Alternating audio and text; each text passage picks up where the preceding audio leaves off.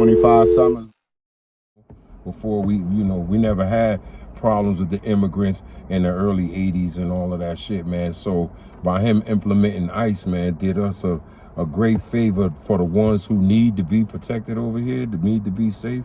5 summers, we back. And speaking on ICE, they said New York and New Jersey, we live from New York, rank as 2 of the top states for people from other countries to seek refuge, to receive social services, housing, medical, food stamps, or whatever. And the New York jurisdiction released roughly 6,900 people from other countries back into the streets of New York who had active ICE detainers. It was 29 people accused of murder, 305 robberies, 200 sexual predatory offenses, and 300 weapons offenses. And they also over 7,100 people from other countries with active ICE detainers, including another 148 homicides, 134 burglaries, 717 assaults, and that's just in New York alone. The people are from Venezuela, Colombia, Dominican Republic, Honduras, Mexico, Turkey, Ecuador, and Haiti, just to name a few.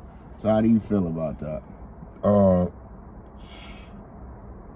It's crazy, man. The people that release these people back into our society need to be fired, man. It's got to be the craziest thing I ever heard of.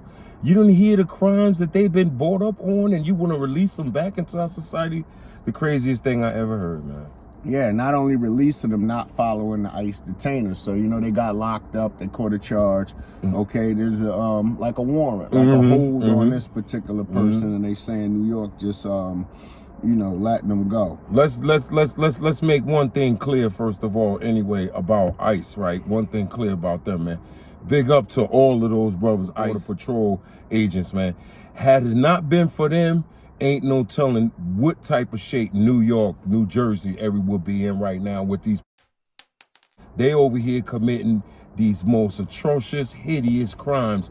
And then you got all of these Americans, man, that's out here protesting someone is keeping it safe for you. Do you know what's gonna happen? Do you know what type of terror and pressure our families will be under? And none of these people that are protesting out here had nothing happen to them.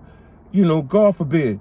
I'm not wishing nothing bad to happen for you to be woke, but I'm just saying there's some families out here, man, that have been heartbroken, heart-stricken, had to bury their loved ones that was under the age of 25, man, at the hands of these. Thank God for Trump and thank God for ICE, man. You need to ramp it up more. Ramp it up more. The Constitution says you're allowed to participate in a demonstration, peaceful, or protest, anything unlawful or unconstitutional in this country. There's other countries that won't let you walk up the street talking about shit, or you won't go to jail. Can't say nothing. Right. So now that brother in Minnesota, man, like of his family, man, don't listen, I'm not heartless, man. I'm not heartless. My condolences to his family. But did you get the memo on what it said about a demonstration? Where did it say you can bring a registered gun with extra clips? You looking for trouble, man. You're not going for peaceful protest. Where the gun is implementing that you going to wreak havoc. So what you think ICE gonna do? They gonna air your ass out, man. It ain't nothing to play with. They law enforcement, man. Not only just law enforcement, but that is headed with the federal government. They employed by the federal government. I remember one time back in the days, man, if you spit at a police or anything like that, not only would they put hands on you, but you're going to jail. So I watch ICE, man, a lot of restraint in ICE, man. But at some point, man, they gonna have to show, man, that, we the force and we the strength. Like the lady that got killed, she used her car as a batarang on the ICE agent, dude. So, like to their family, my condolences, man. It's hard, man, and when they hit home like that, you're gonna always look at it in the worst case scenario about the authority, man. But look what led up to that, man. So, one of the viewers asked a question. They want to know, before you went to prison back in the 80s, what did you know about prison? What did you hear about prison? Or what was your assumptions? What was your view on prison before you actually went?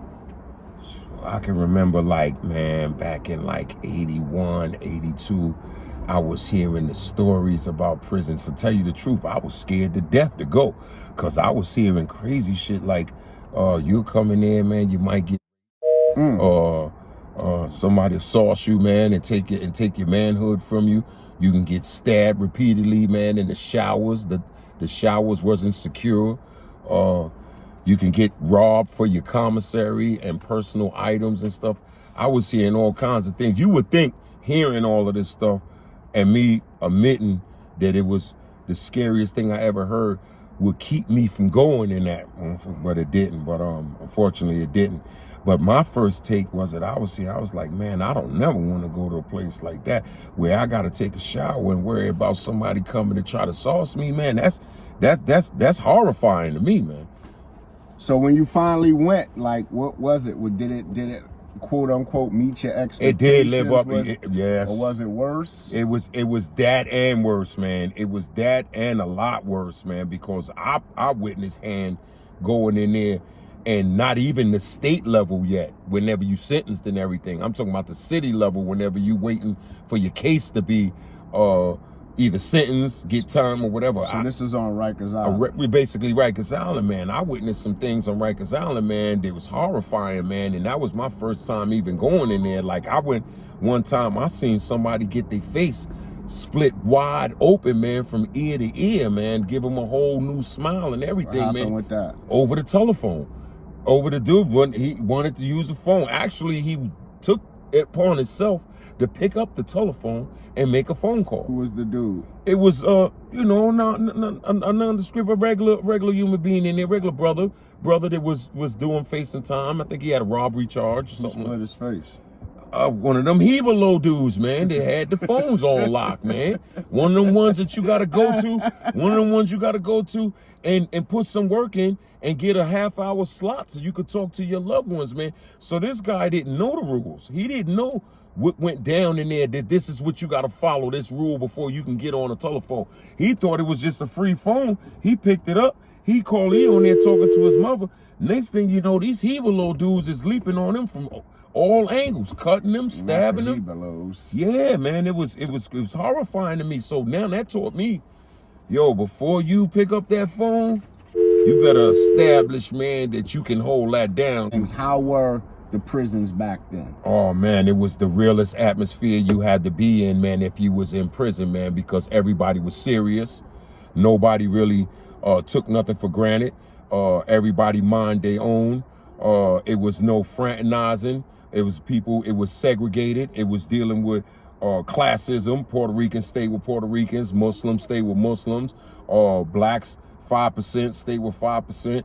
And it was like that. It was no real intermingling, because the administration made it so that we couldn't intermingle with each other, man, for fear of the unity that would derive from that. And how did they do that? By putting y'all in lockup? They create certain areas in your recreation area for certain ethnic people. Okay, hypothetically, in this corner here, you will have a TV, and the TV will have a drawing or picture of a Latin flag on it. That will represent to anyone that's in there knowing that this is a Puerto Rican or Latin area. And if you're not that, you shouldn't be over here trying to watch the TV. So the guards and the administration segregated the They prison, did. They segregated. Did y'all still interact with each other? A lot of us did. I myself, I did too. I interacted with a lot of people. Unfortunately, I can speak about 4 or 5 languages. So I went amongst Hispanics. I went amongst Muslims. I went amongst a lot of people that was in there. But the way the administration has it set, they keep us divided and they keep us separate so that it'll be a greater chance that maybe it be some type of chaos or mayhem that will go down that will prove to the state officials who employ them that their job is needed. By separating y'all. Right. And then all you got to do is just throw a rock, man. And the rock hit the wrong dude. Now it's up and popping in there, man. And then the guards going to claim to Albany, which is they post, is we need more money. We need more manpower. You see how the inmates are. They're fighting each other, they're stabbing each other and all of that. And all along in the back scene, they the ones that's orchestrating it. So, would you say that the segregation was worse after the Bloods? Let's say 1993 in particular. Let's speak about that. So now 1993 hits. Oh, wow. Yeah, Put us in the atmosphere of the prison. Okay, I just finished telling you how the atmosphere was before these guys formulated this group, the Bloods and the Latin Kings and all of this stuff. It was a serious thing. It was a lot of respect. It was a lot of courtesy. When they came in 93, courtesy went out the window, man. These guys thought that they were untouchable. They can step on any toes they wanted. They thought that they could disrespect any group, whether you was black, Hispanic, Muslim, whatever. They felt that they was in all, be all. And that's what the Bloods thought they was until they ran into a few guys like us and shit that really didn't care nothing about that shit. But they actually messed up the system, made it a lot worse to do time because they created jobs for the officers. The same thing I was telling you a minute ago about whenever they keep us separate and then a rock gets thrown in the crowd and then we get the free fall fighting out there. They'll run back to Albany, the guards, and say that we need more manpower, we need more security. You see how they are, right? When these Bloods went in there, they created more jobs for the officers. Gang intelligence, gang security, jobs which normally never even existed before this happened. But when they came in with this, we are Bloods and we are rolling over everybody in here. True. It got messed up. It got real bad. 25 Summer, brutal, one of the most brutal things you saw in prison. With a young cat, man, that was with me in Shawanga, a young brother, young black brother, man. You mean young about how old? 19. He came in. His crime was called what they call boosting, stealing clothes out of department stores, and you get caught. And it start out as a misdemeanor, and if you do it again, and then you repeating it, and then it becomes a felony, the lowest level felony you can get, but it's enough that'll send you up to do state time in prison. So I know this one young cat, he was 19.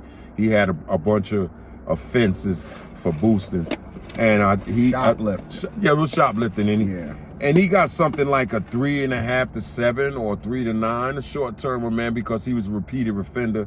And they actually put this young kid in a cell with a guy that's 25 to life for homicide in the first degree. Okay. And had them double bunking in the same cell. And that's what the system didn't really care what you was in for. Once they got you in custody there, they mix and match and put all types of people together, man. I thought that was a miscarriage of law, man. He comes into prison, he joins them. He joins the gang, he gets with them and all of that. So they had a deal. What they means, they put him on a plate. They sent him out on the Doja mission to go stab somebody, to go check somebody, and this is how you get your stripes with them dudes. But little did they know, he was inexperienced. He was a young brother, man. He was in prison, man, for something that was non-violent crime, man. But he joined the gang, man, that used him as a tool.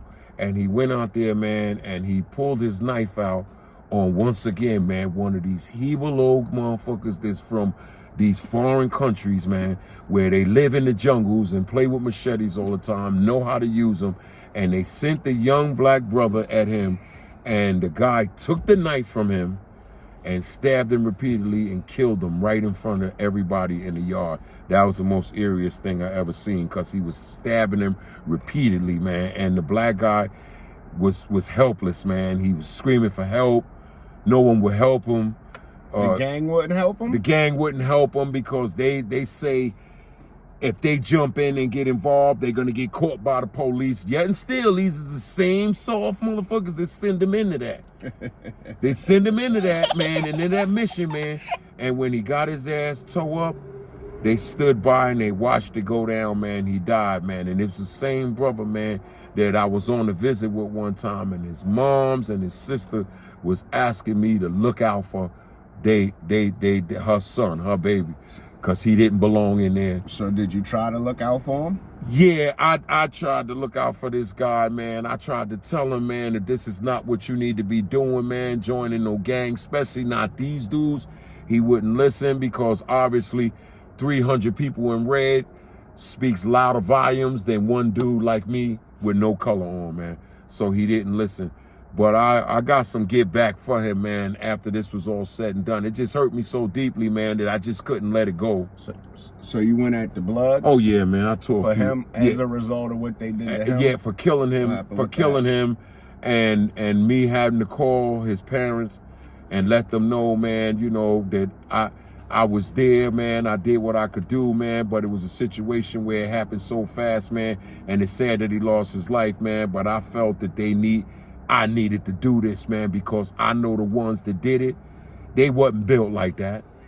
They wasn't built like that, you know. They run into a real dude, nah, you know, it'd be a different situation, man. So yeah, I got some get back for Shorty, man. Rest in peace, you got against his gang, not against the people who did it. You went at the Bloods over him or the Spanish dude? Me and my mans tore up some Low dudes behind that shit too. But we mainly went after the Blood to send them into that battle, man, like that blindly, man. We went after them.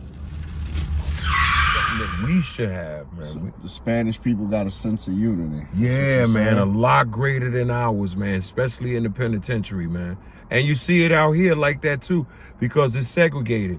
And in certain areas, man, you got all Mexicans living. Certain areas, all Chinese is living. Certain areas, all Muslims is living. Certain areas, all Jews is living. And it's basically a spinoff of what we had to live with up north. And it's the same way out here, except for up north, it's a more closed, confined atmosphere. Okay, so it's a closed, confined atmosphere, which of course fights happens. Oh yeah, man. Riots also happen. So what goes on in a riot? Put us in what goes on in a riot that you was involved. I was personally involved in the riot in '88, man, in '88 in Elmira, man. And when the riot, something happened, well, somebody got stabbed, personally coming from program.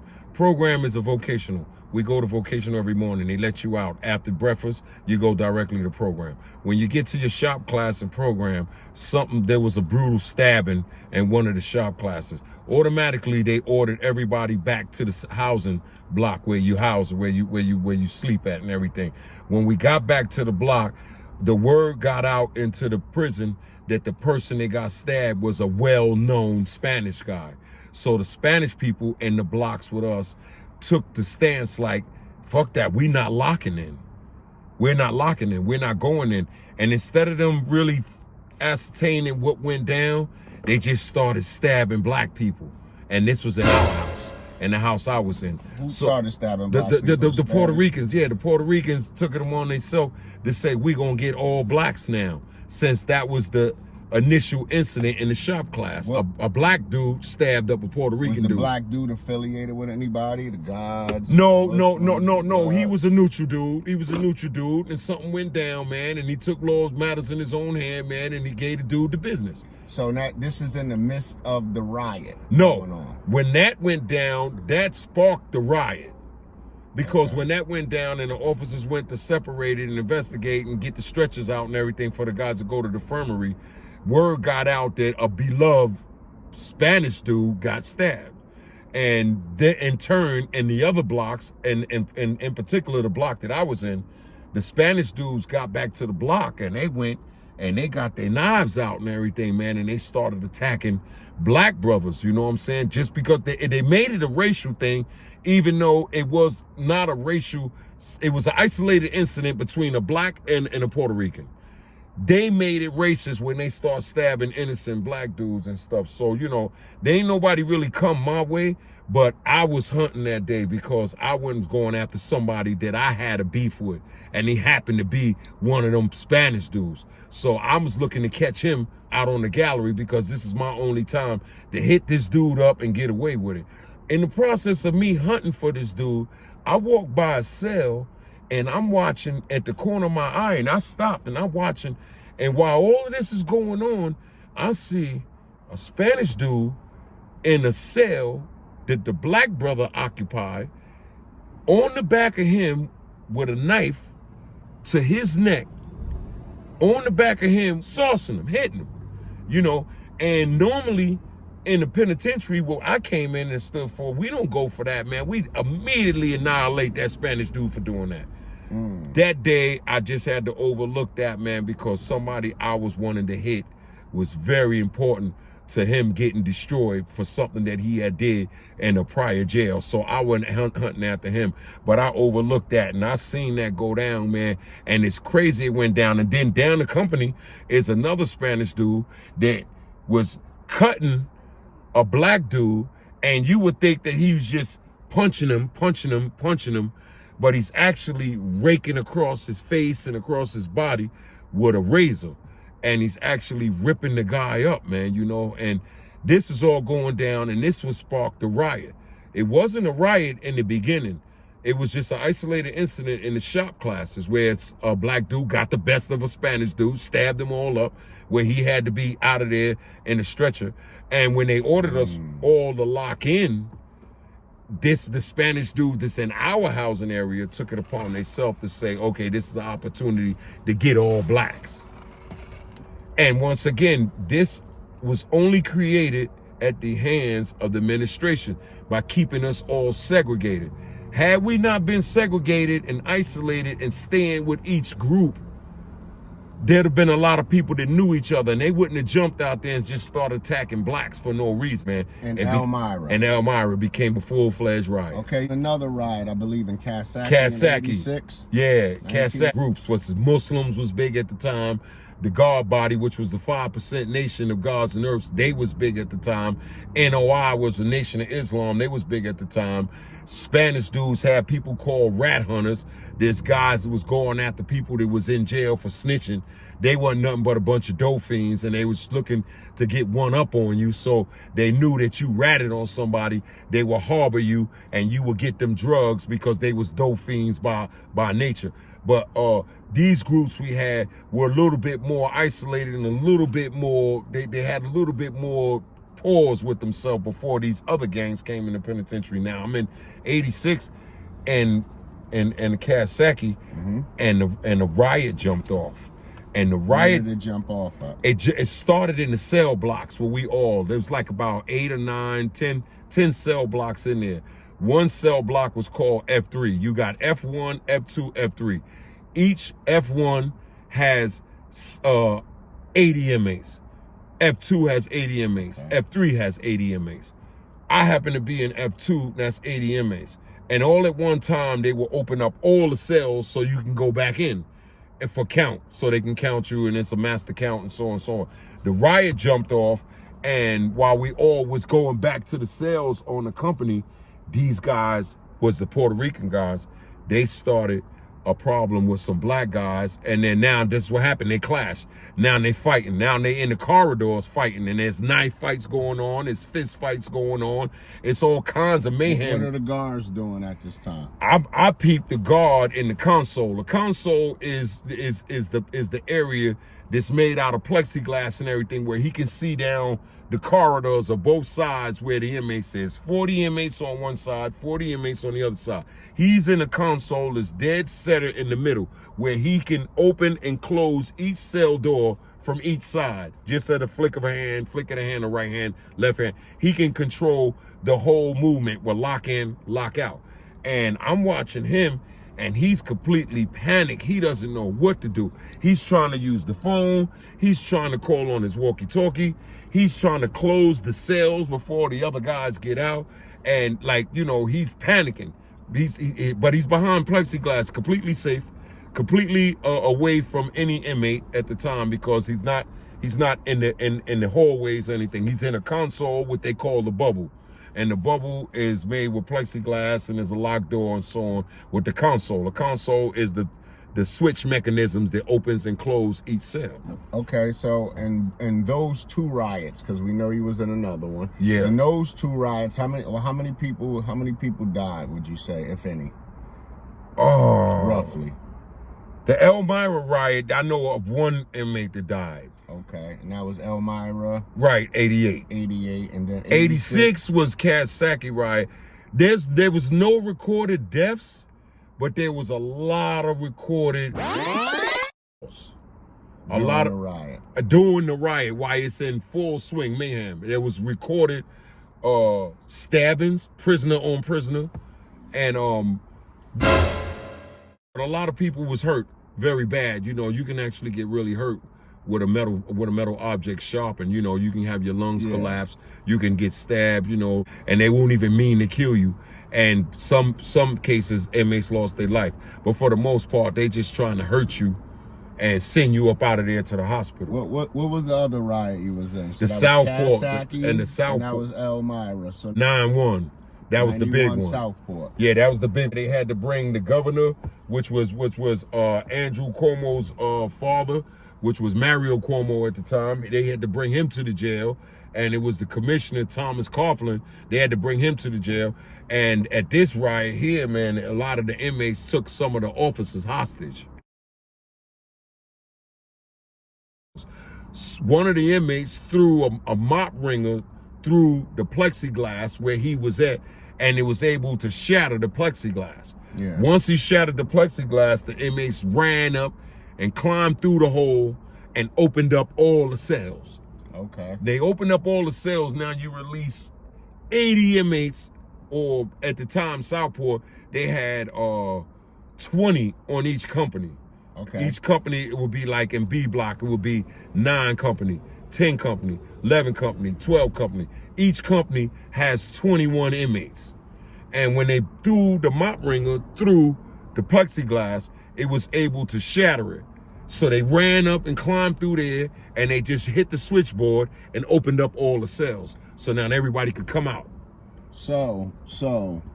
And when they did, shit hit the fan, because a lot of people were still locked in. It initially was the inmates against the officers with the brutality, with the withholding of the meals, not feeding people. It was, I told you, it was an isolation block. They had turned Southport into a SHU, a special housing unit.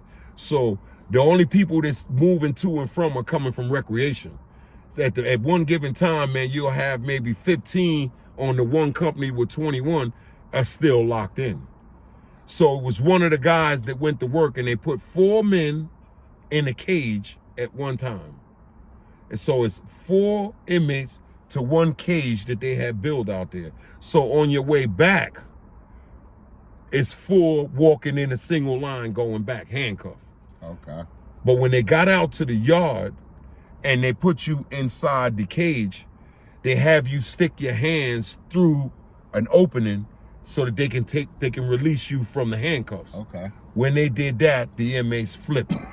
And then they pulled up the screens, they pulled up the gates, and they came out of the pens. And got the guards. And then when they got the guards, they took a lot of them hostage, took them up to the roof, had them up there, you know, sitting down, or slapping them up, beating them on them, you know, and everything, and to throwing pillowcases over their heads so they couldn't see who the inmates were that were doing this to them. And that situation prompted an all-out response from the state of New York, which came from Albany, which is the capital of New York, and which is also housing the commissioner office and the governor's office, where they in charge of the correction facility. Okay, so what happened after that? So they got the guards, they did all of this. What's going on now? Who comes in? And they held out in the yard, and they held out. For how long? This lasted for like 5-6 hours. Man, until some inmates start saying they was hungry, so they ready to cross the picket line and surrender so they can get something to eat. But for the most part, a lot of the inmates was like, we're not going back until we talk to somebody that can meet some of our demands. Okay. And some of the demands were, we want to speak to the commissioner and we want to speak to the governor. And that's when Andrew Cuomo's father, Mario Cuomo, came.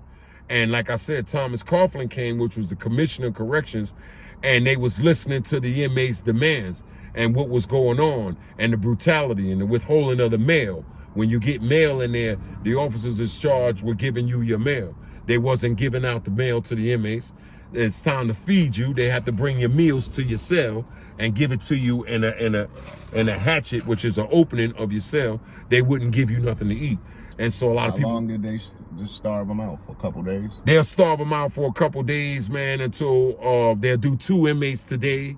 They'll do 2 more tomorrow. They'll do 2 on one company or 3 on one company. And after a while, it just boiled into a boiling point where they was like, we just can't take this shit no more. We're going to do something about it. And they waited for recreation to go out.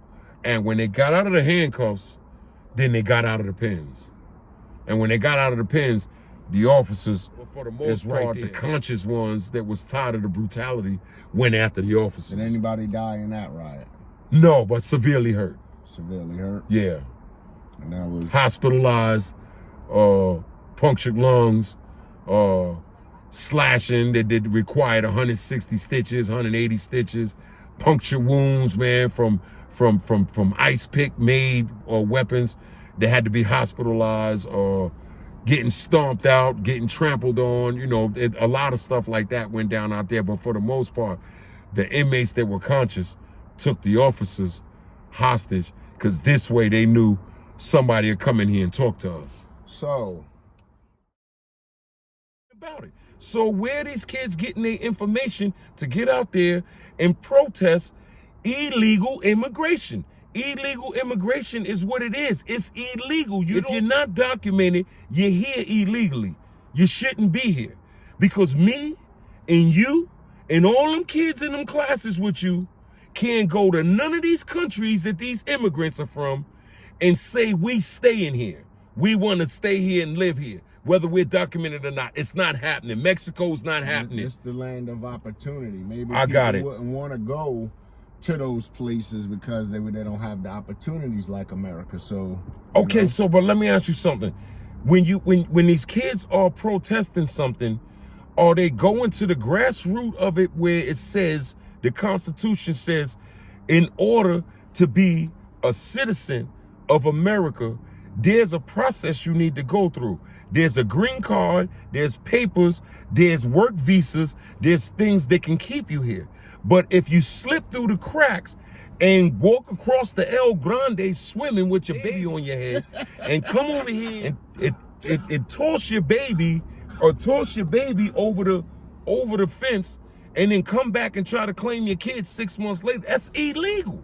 So where are these kids getting their information from? And they're protesting something that's completely wrong. The system is put in place here for you to seek asylum. And don't get me wrong, a lot of these immigrants are looking for a better life. Yeah, you want to escape poverty. Yeah, you want to escape cartels kicking your door at 3 in the morning. And you want mass killings at the hands of cartels and what they call quote, to make you want to walk out of school, get your education. Here's a little advice to you. Take your little ass back to school, right? Get your education, right? And be all the best you can and compete economically for growth and development in this country. Stop worrying about a bunch of illegal dudes that's here, that's snuck over here, because your best friend might be the next one on a slab messing around with these illegal immigrants. Donald Trump, believe it or not, is here doing more for us to keep us safe than your Biden did, than Kamala Harris did, than Obama did, than everyone. Because no one is out here took a stand on people coming across the El Grande. Facts. And be all you could be is the army. 25 summers. There you go. Come out. The Haitians is pirates. Man, they got a place right here in New York City, man, on the 5 train line called Newkirk. Everybody from New York know Newkirk down in Brooklyn. And the train station says Newkirk, Little Haiti. This ain't no motherfucking Haiti. This is New York. But what about Little Italy in New York? Or Chinatown, where we on our way to? What about them? Hey, yo, for far as I can remember. So they can have Chinatown and Little Italy, but you can't have I know Little it's a Haiti. double standard. I'm going to keep it to you like this, man. Far as I know, man, Chinese came over here. They committed a crime in the fish market or anything like that. It's a federal crime. Chinese didn't come over here, man, killing people and hacking people's bodies up and all that. The Italians didn't come over here. Okay, so talk about China. They have Chinatown and they have Little Italy. So what's wrong with Little Haiti? Little Haiti is because these is pirates, man. These motherfuckers is out here robbing niggas, cutting them up, stabbing them. If you think I'm lying, Google some shots about Haiti. So Why you think people don't go on trips to That's Haiti? how they got the section in Brooklyn, because they pirates. They out there in one whole area with each other, man. I'm telling you, man, right now, man. And the crime rate out there is enormous high. In Brooklyn. In Brooklyn.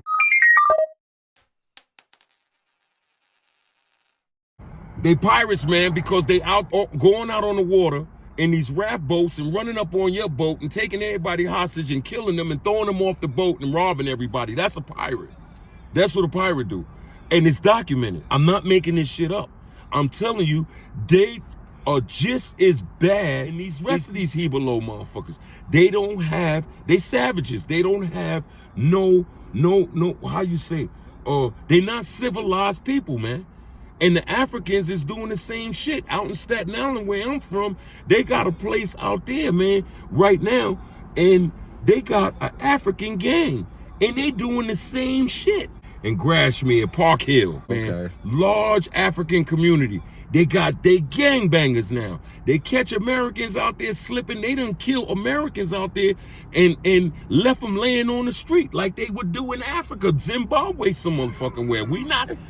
This is a civilized society we live in. Don't get me committing crimes since the beginning of time over here. We blacks and whites. We known for robberies, and we didn't kill motherfuckers and shit going on. But now, go rewind and check the stats from 1980s crimes. Now check the stats from 2026 crimes and 2025, and see the murder rate, and then look at the people that they're apprehending now. These new motherfuckers is coming over here illegally, and they committing the same crimes and atrocities that they was committing in their country. So they came over here and they doing the same shit. It's just, man, we guilty for black on black crimes. That's in the 80s and 70s, yeah. Still a lot of black on black crimes. Yeah. You know, the movement, man, with the Soledad, man, the movement with the Afro Picks and the movement with the Black Panthers and all of that. Yeah, they had to try to formulate some structures so brothers could stop this black on black genocide that was going on. You know, the Willie Lynch syndrome and so on and so on. We got the message. You know why? Because they'll wash our ass up. They'll put us in prison, and that'll be where we retire and die. That's what they trying to do to them, along with deport them when things happen. Because everybody gets deported. I know people deported to Jamaica, all kind of places. Okay, and that's why I told you I stand side by side with these ICE dudes. Get these dudes the fuck out of here. Deport them back to where they came from and do that shit over there. Because our people are not ready for that over here.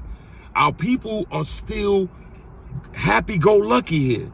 Get up, go to school. I got my mama, I got my pops, I got money. They give me money. They buy me clothes. They buy me this. I go to clothes. These dudes that's the same age as you didn't grow up like you did over here. They grew up hard, not like a silver chain. They'll kill 5 people for a silver chain.